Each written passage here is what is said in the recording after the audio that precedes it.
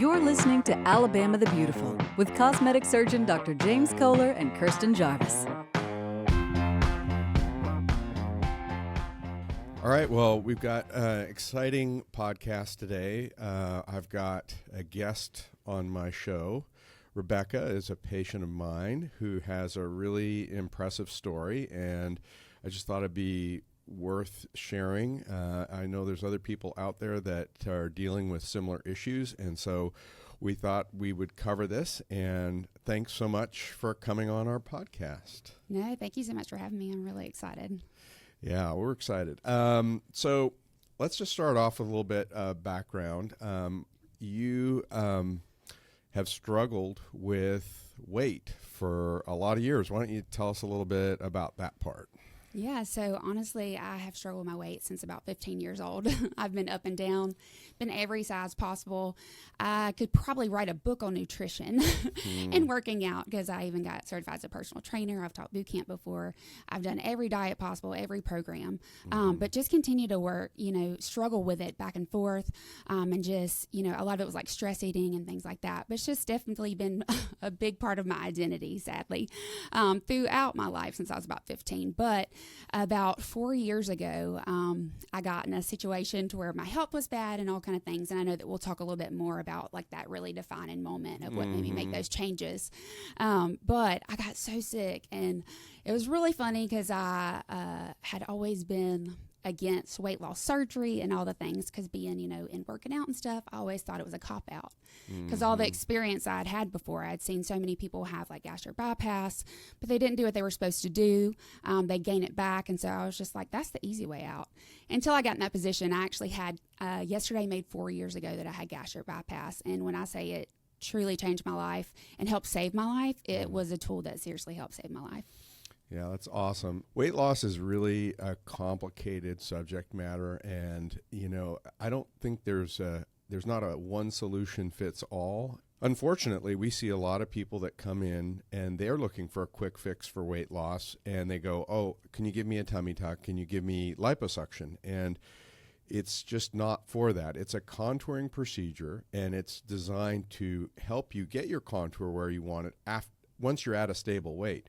Absolutely. And in fact, one time I'll never forget, I was doing a pre-op on one of my patients, and between her consultation and her pre-op, she had put on like 20 pounds. And so we sort of said something to like, well, hey, you've put on 20 pounds since your consult. Can you tell us what's going on there? She goes, oh, well, you're planning on taking all that off, so I just decided I would go ahead and have whatever. And I'm like, oh my God. So like we've got the wrong idea of what our surgery is. But things like intermittent fasting and all the nutritional things that are out there, like, one diet doesn't work for each, for every person.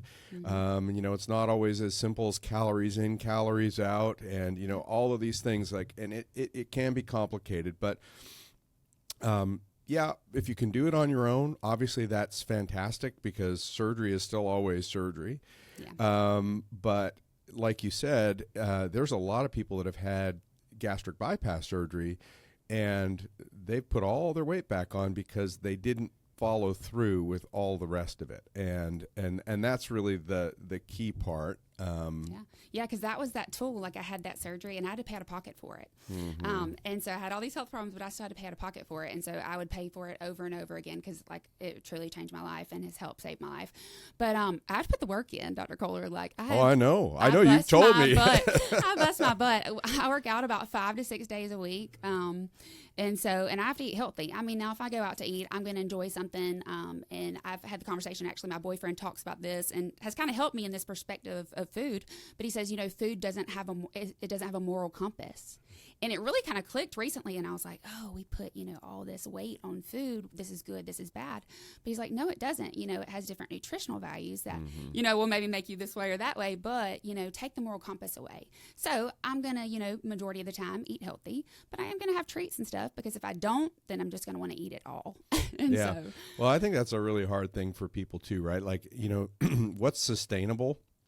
And, you have to eat in a way that is smart, but like, Absolutely. if you want to have a piece of cake every now and again, you should have a piece of cake. Have the piece of cake, because then you're going to want to go eat the whole cake if you don't, and then it's just going to lead down a horrible spiral. Yeah. Well, I know you shared a picture with me. We were actually, I didn't see it until after we'd done your contouring surgery, but you shared a picture with me, and I guess that was kind of near at your peak weight. Is that about where you were at your peak? And 358 pounds. 358. When you sent me that picture, I was like, this is not even the same person. Like it is pretty wild. So that was, what was, I mean, you said you had some health issues, whatever, but like, what was your kind of defining moment for you? Like, what was the thing that flipped the switch for you that you're like, I got to do something? Okay, so it was actually around COVID. It was several years ago. Actually, it was a little over 4 years ago because I just had my surgery. It was yesterday, maybe 4 years ago. But one of my best friends got COVID. She had COVID for about 2 weeks, and then all of a sudden, she was 33 years old. She had 3 strokes. She went into cardiac arrest and stopped breathing for 19 minutes. Like, it is a miracle from the Lord that she is still here. She is 100% a miracle. She should not have made it, but she ended up being on a ventilator. And, it was definitely touch and go for a while. But thankfully, she ended up turning around. But the thing was, she stayed in the hospital on a ventilator for so long, but they needed to transport her to the Shepherd Center in Atlanta. Well, they're like, we have to fly her. Her family, they were too nervous to fly. And so I was visitor in the hospital, and I was like, well, I'll fly. I love flying. I'll fly with her. So that was the plan. So they called me, I think it was on a Sunday afternoon. They called me, and they were like getting everything ready for the flight the next day. And so they went through everything. I was like, I'm good. And they said, oh, well, we do need to mention one thing. There is a weight restriction in order for you to fly with her. And I was like, okay, like, this shouldn't be a big deal. I was 20 pounds overweight. 20 pounds. And so I could not fly with her. And so in that moment, to say I was devastated is an understatement, because in that one time that I really needed to truly be there for my best friend, I couldn't because of my weight. And I was like, it is another thing that my weight is keeping me from. And so I cried and cried for hours that night, because I was like, oh my gosh, it's just, I couldn't be there. And so that is the day I had a pity party. I'm not gonna lie, I had a pity party in the bed that afternoon crying. But then I was like, you know what? You can't continue to do this. You have done this for way too long. And so are you going to let this define you and define the rest of your life? Or are you going to make a change and not let your weight hold you back? And so I decided that day, I was like, I refuse to let my weight hold me back from being able to be there for the people I love and do the things that I need and want to do. Yeah, well, that's really awesome. So you made the choice to have the surgery, and how long did it take you? Typically with gastric bypass, it's about 1.5 years. I don't know, how long did it take for you to get the majority of your weight off? So I ended up losing about 205 pounds. It took about 2 years to lose a total of 205 pounds. Now, I've kept 190 off, like I said, but about a good 2 years. And then that's when I really started hitting it heavy in the gym. And so, but give or take, and I tried to not really compare my journey, with other people that have had gastric bypass, but it's hard to do sometimes. But I'd say a good solid 2 years. Yeah. And how your energy levels, stuff like that, did you really, when that weight came off, did you notice a change in your just general energy and Oh, yeah. I feel like a different person. Before, I couldn't even walk to the mailbox to go get the mail. And then now I'm like, oh my gosh, what is this life? Like, is this what normal feels like? Is this what other people have always felt like, Yeah. And so I have so much more energy. I feel better. I was on over 13 medicines a day. And now I take 1 medicine a day. Yeah. You know what? So this brings up an interesting subject. Also, there's certain people that I've treated over the years that just sort of stick out. But I remember this lady, this was probably more like 15 or more years ago, but she'd lost a similar type of weight, 200 pounds, and she had a gastric bypass. And I just remember seeing her in the office, and we were doing a consultation, and I made the comment. I said, well, you must be so glad that you had this surgery done. I said, you're off all these medicines, and, it sounds like you're feeling so much better. I said, I guess you're really glad that you had this done. And she paused for just a second, and she said, all that's true, and I do feel so much better. She goes, but I wasn't mentally prepared for what I was going to be left with my body after all this weight loss. Now, she was older than you, and, she had didn't have the greatest skin elasticity, but she'd lost, a lot and had a lot of excess skin. And that was the thing that she struggled with. And fortunately, like once we got her through her journey, I remember, talking again, and she's like, oh my God, I'm so glad I did all of this. But I think for her, she didn't know what to expect at the end of her weight loss. Mm-hmm. So anyhow, you got down to your weight, and I guess, yes, you had a similar issue in the sense that you had some skin laxity that you wanted to take care of. Absolutely. And so I'd actually followed so many people on social media too, just kind of seeing their transformation stories. So I knew ahead of time, like, you're going to lose a lot of weight. And so it's pretty much inevitable that you're going to have some skin removal surgery.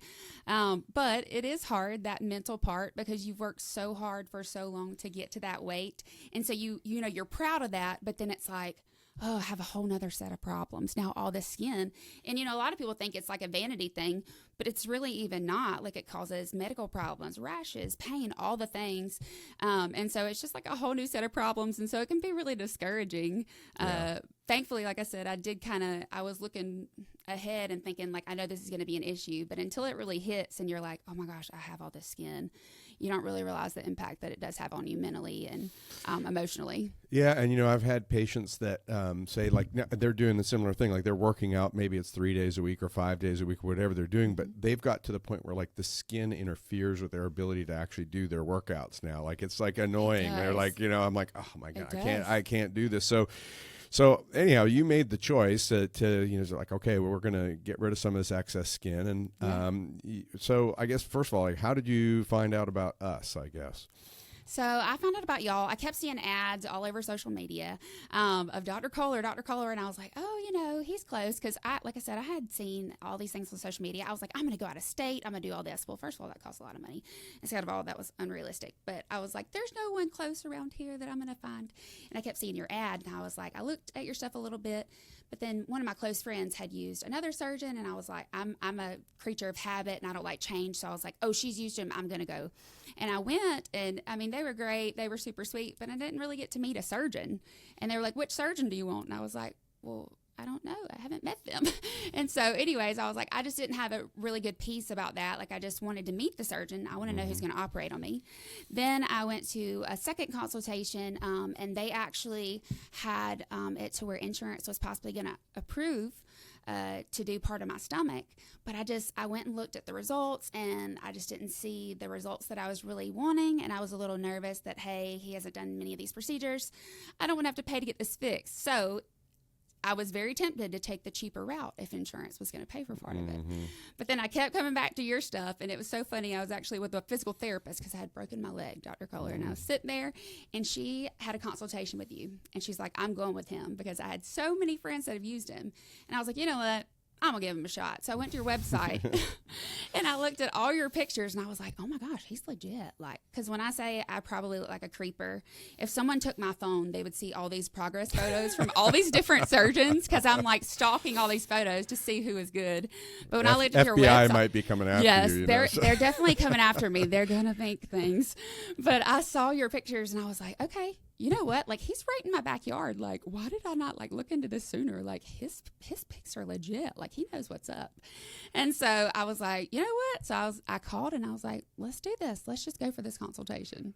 Yeah. So, what was as far as the surgery part goes, like, did you have any, obviously you wanted a good result. We know that, and it was part of it. But did you have any other sort of, I don't know, major concerns going into consultation and having this done?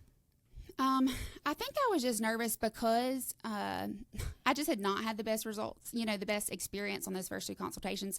I honestly got discouraged, and I was like, what if I don't find someone I'm comfortable with, But I was also nervous. I'm a little OCD in certain areas that I don't need to be. But I was like, I'm not going to be happy with my results. There's going to be something that's out of place, and I'm just not going to like it. And it was funny because when you were marking me up in the before the operating room, you were like, I'm super OCD and a perfectionist, so I'm going to try and get this. And I was like, yes. I just had an extra confirmation. I knew I picked the right one. But, I think the biggest thing is I was nervous that I wasn't going to have the results I needed and wanted, and that I was going to have wasted all this money and not really be happy. And I think also just worried that even if I got good results, I still wasn't going to be happy on the inside. Well, you make a good change things. Yeah, you make a good point there. Actually, I think that's a really awesome and insightful thing to actually even think about, because, you know, one of the things that I think is tough in my world is, like, I'll meet people and I'll find out what's bothering them and get their concerns. And I try to get a good idea of the motivations for why people are wanting to get something done, because I think it's important, because we want to be doing things for the right reasons. That's important. Absolutely. But then sometimes, like, you can't step inside their head, and, you know, there's sometimes people have broken parts of them that a surgery is just not going to fix. And, you know, to me, you know, when people are okay with themselves and we're just fixing something outside that bothers them, I know we're going to be good. But there are some broken people, and like you said, that they're like, well, you know, the fact that you even had that sort of mental exercise tells me you were fine. But, you know, but the thought that, you know, am I going to feel good enough about myself despite whatever result I get, even if it's a good result? And I think that is, that's important, because, you know, we, as a surgeon, we are always trying to meet the expectations of our patients. Like, we want them to be happy, but, and I know I really try to paint as realistic a picture as I can.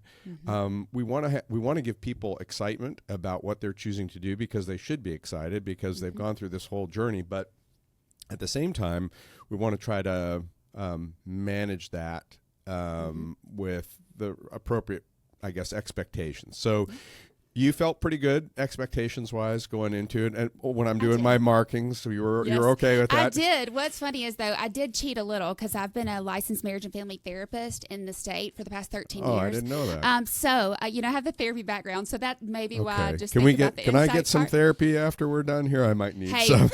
we might need some after this. But what's funny is, I actually, you know, see my own therapist too, because in grad school they taught us every therapist needs a therapist. But I did have conversations, you know, with my therapist too, and I think what it really boiled down to is having honest conversations with myself and saying, okay, what's realistic? And what are you going to be happy with?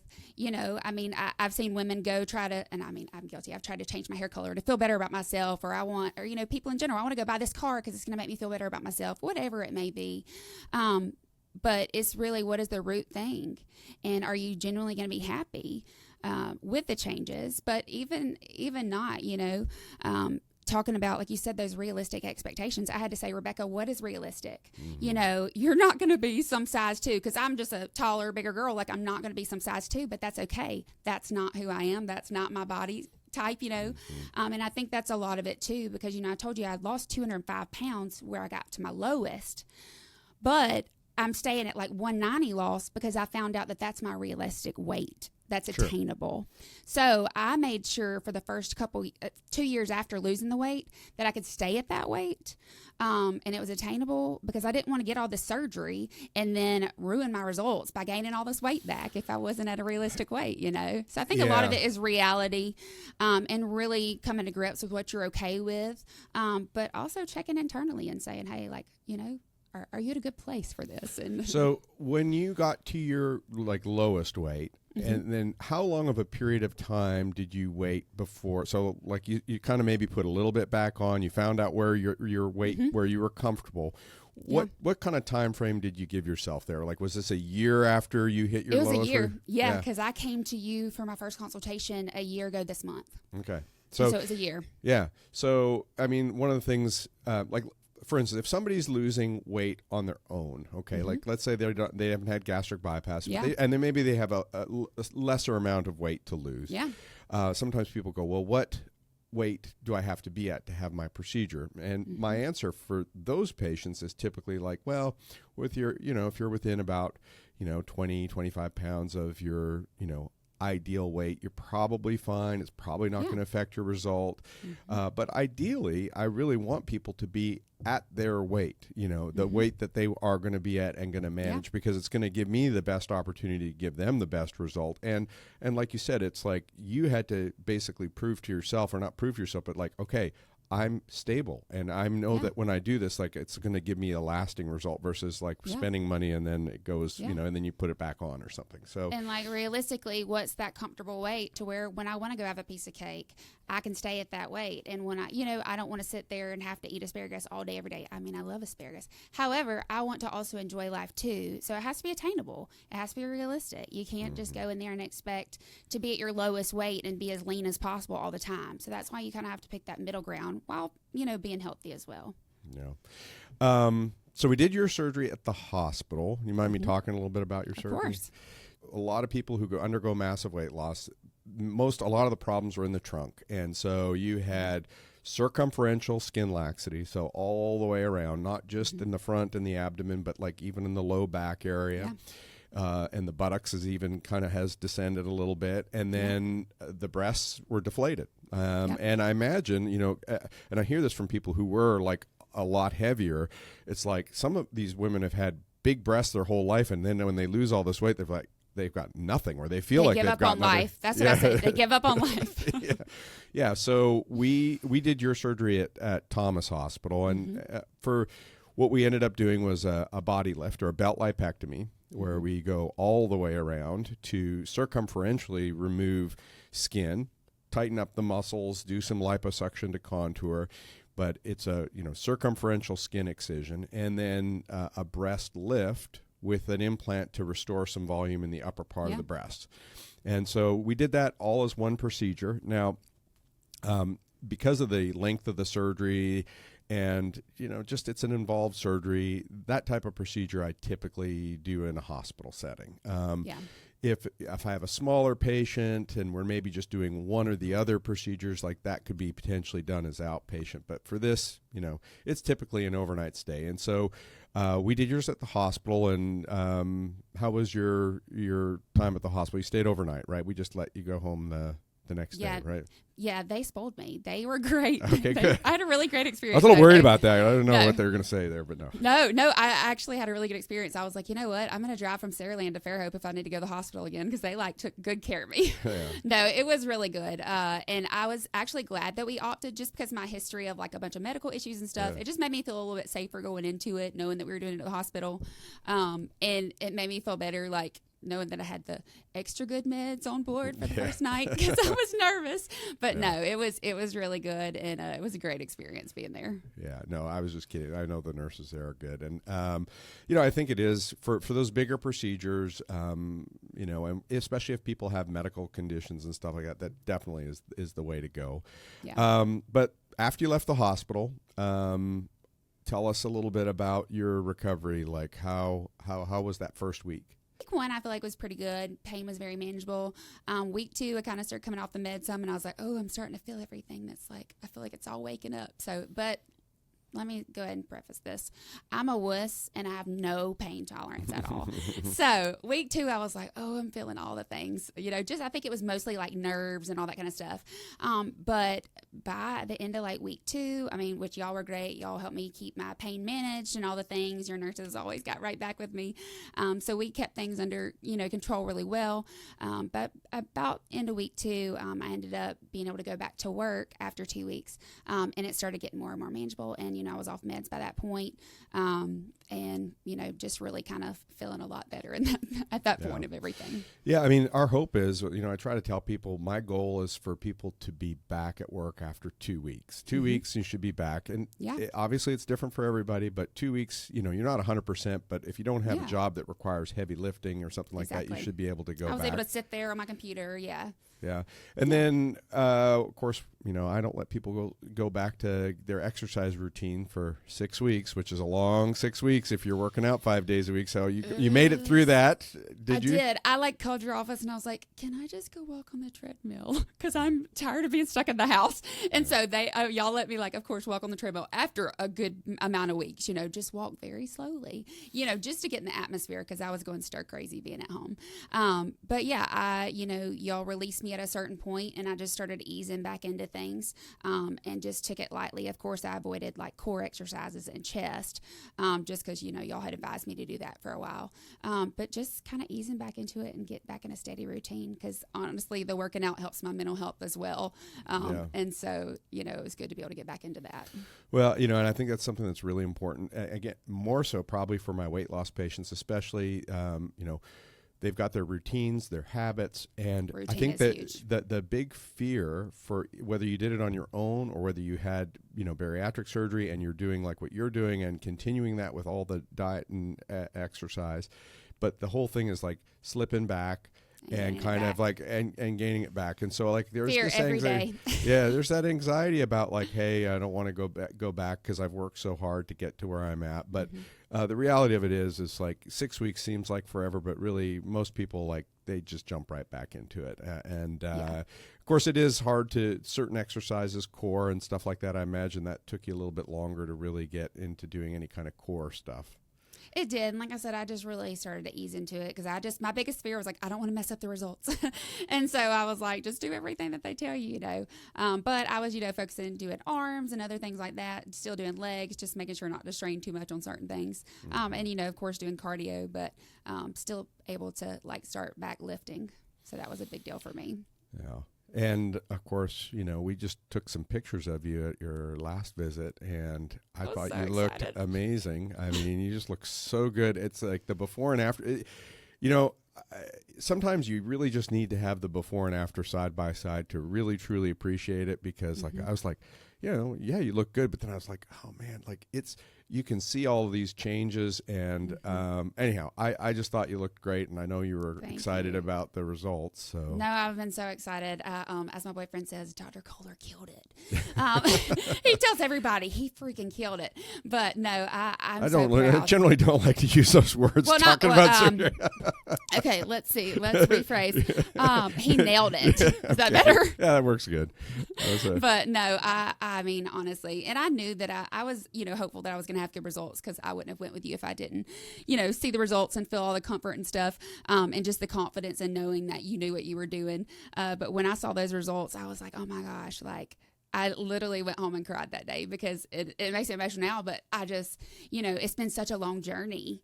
And so to have y'all as part of that to help me get, I worked my butt off, but then like there's only so much you can do. And I've been working out, but you couldn't see the results because of the skin. And so to have y'all be able to do that, it just kind of helps give me a sense of life back and give me a new identity in a way, but kind of becoming who I've always really kind of meant to be and who I was underneath, if that makes sense. But really helping me just like get, to a point of being who I am. Yeah. Well, I remember I could see like lateral definition of your abs and stuff. Like there's a lot of really awesome things there. I was like, really is this what an ab looks like? That looked good. So if like, I know there's going to be people listening to this that are maybe haven't started their journey, or they're just, really don't even know where to begin. But like, what would be your advice to somebody who's listening to this that, they're dealing with a weight issue? Now, maybe not, have to do bariatric surgery or whatever, but like what, I guess this whole journey, like what would you tell someone? I think the biggest thing is find what works for you. And you may have to try a few things sometimes. Like you said, bariatric surgery may not be your answer, whatever it may be. Just figure out what works for you and what's attainable. Don't try to do some quick fix as far as like, and when I say quick fix, like don't expect that you're going to lose all this weight overnight, or try to do something so extreme that you can't keep it up to where you're trying to lose all this weight in like, 4 months, because you need to do something that you can continue. Because if you do that quick fix, and just try to do something so drastic that you can't keep up, then it's most likely going to come back. Because I've been there, done that a million times over the years. And so I've had to learn, it's about making little steps as well and doing things every day, because those little things those little habits that you create, will build up over time and create, just healthy things day by day that will get you eventually to the place that you want to. And not giving up too. Like, give yourself grace. You're going to mess up. And I think one of the biggest thing too was, I know if I was like trying to eat healthy and I ate something I wasn't supposed to, I would be like, well, I've already screwed up. Like, I'm just going to eat whatever I want the rest of the day. Do not do that. Mm-hmm. It doesn't matter. It restarts every meal, like it doesn't matter. Okay. You maybe ate something you shouldn't have. Just get back on track. Yeah. Yeah. It reminds me of another story. There's a guy that I know. I run into him in his business every now and again, and I hadn't seen him in a while, and he'd lost actually a fair bit of weight. And I made the comment to him. I said, like, you look like you've lost some weight. He goes, yeah. And he's been working with his doctor, and he's doing it on his own, and that's great. And I said, well, tell me about that. And he said, well, it's been a little frustrating because I go in monthly to get weighed by my doctor, and I get on the scale, and sometimes it's like 1 or 2 pounds, and and especially he lost a lot of weight quick right at first, and then it was harder for it to come off. And he said, well, I got a little frustrated. And I said something to my doctor about, like, it's only a couple pounds. He goes, yeah, but you understand, like, in a year, that's a lot of weight, as if, because he doesn't need to lose that much. But, the point is you're right. Like, it's, you didn't put that weight on over a month, and you're not going to lose it in a month. Like, it's going to take some time. And I don't remember where I heard this. Maybe it was like a audio book or something I heard one time. But, like, the whole sort of concept of, like, if you're sailing a ship and you change your course 1 degree, well, if you only go, 400 feet, your direction is not really changed a whole lot. But when you go 200 miles, like your course where you started and where you would have ended up, where you do end up by a 1 degree change is very significant. So that little change can create a big result as long as you're sustaining it over time. And that's really the key there. So, and I think also taking shame away from the things too, because like, for instance, you said he's going to the doctor and weighing and things like that. There's just so much, our society has put so much, and we put it on ourselves too, but so much pressure about like, oh, losing this or that, like trying to take the shame away too from it. Just because we're overweight, and I was guilty of this, just because, if you're overweight, like that doesn't make you a bad person. That doesn't make you not worthy of walking in the same place as a, majorly fit person does. You deserve, you're human just like everyone else, You deserve to do good things for yourself, and you deserve the life that you want. And so if that's what you want, is to get healthier and be here for your family longer and live an enjoyable life, whatever that may look like, if you're bigger, smaller, medium size, whatever, just do those things for yourself and make that commitment to yourself. Because it's about waking up every day and saying, you know what, like I deserve this. Yeah, I may not get it right, all day, every day, but I'm still going to wake up and say, you know what, like, let's just give it all we got today. And then, I guess from the surgery standpoint, I mean, what advice would you give to somebody about like how to pick their surgeon or like how to go about this whole process? Like what advice would you give there? Pick Dr. Koehler. I paid you for that. That's good. Pick Dr. Koehler. No, absolutely. For real, pick Dr. Koehler. But anyways, look at photos. Be the creeper like me. Go look at all the photos. No, for real. Do your research. Find surgeons, in your area, and, look at their websites. Look at photo. And I know that sounds funny, though, but photos was a big part for me. Read reviews. And also there's Facebook groups, too, talking about, plastic surgeons in the area and stuff like that.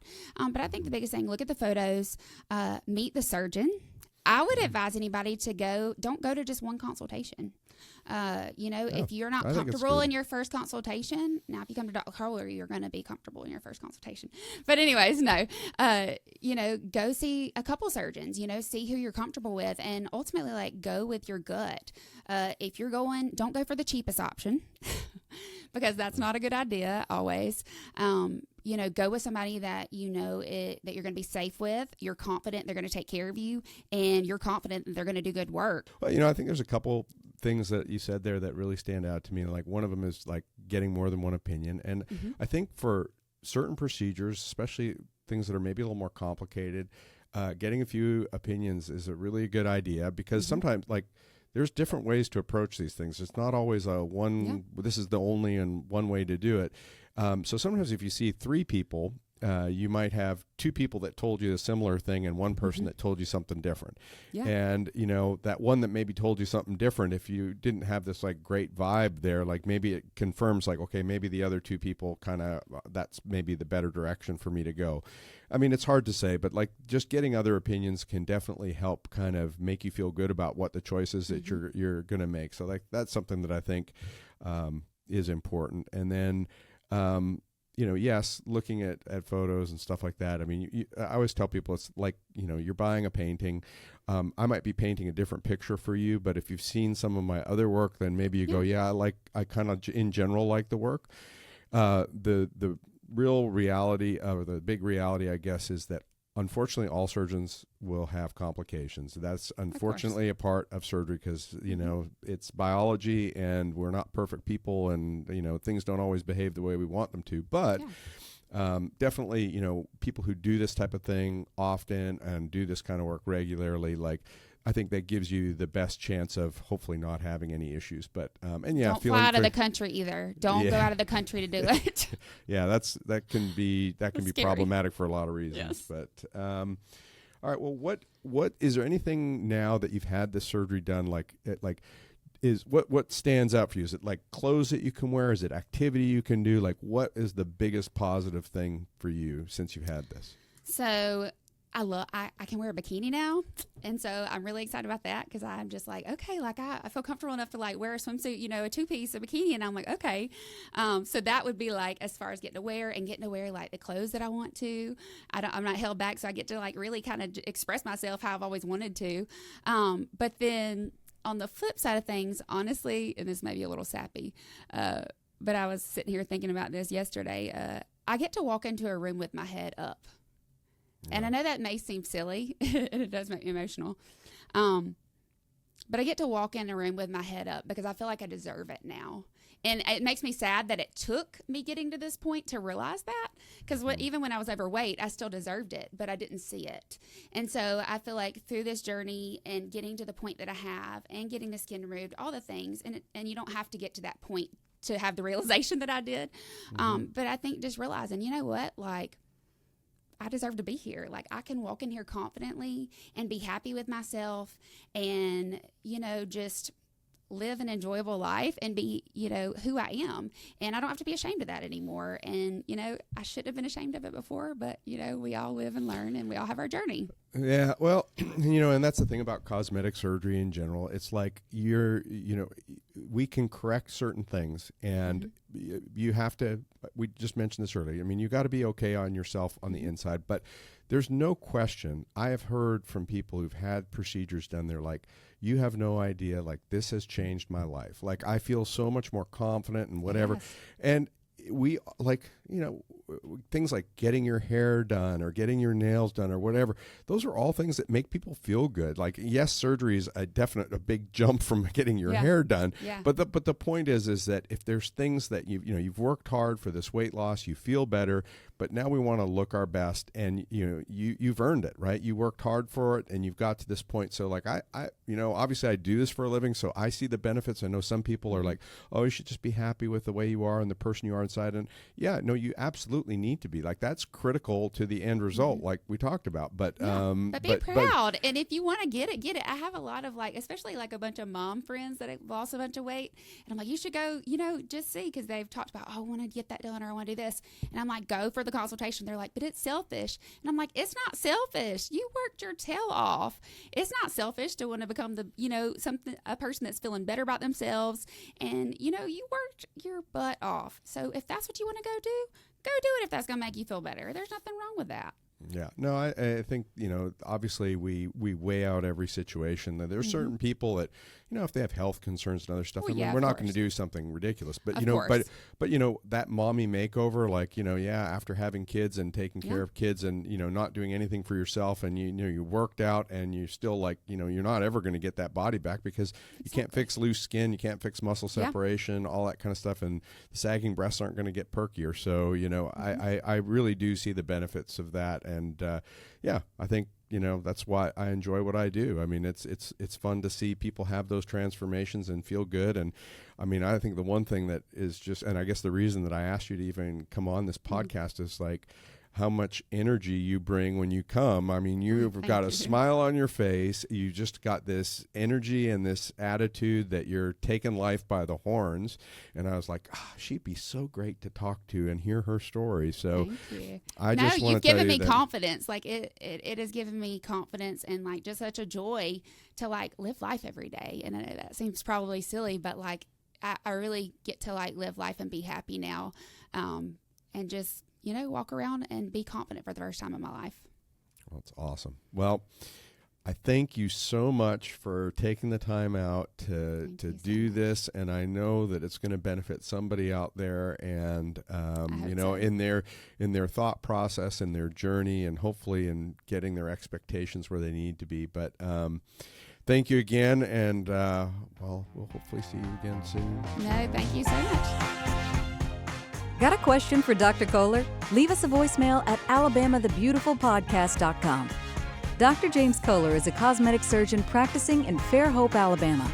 To learn more about Dr. Koehler and Eastern Shore Cosmetic Surgery, go to easternshorecosmeticsurgery.com. The commentary in this podcast represents opinion and does not present medical advice, but general information that does not necessarily relate to the specific conditions of any individual patient.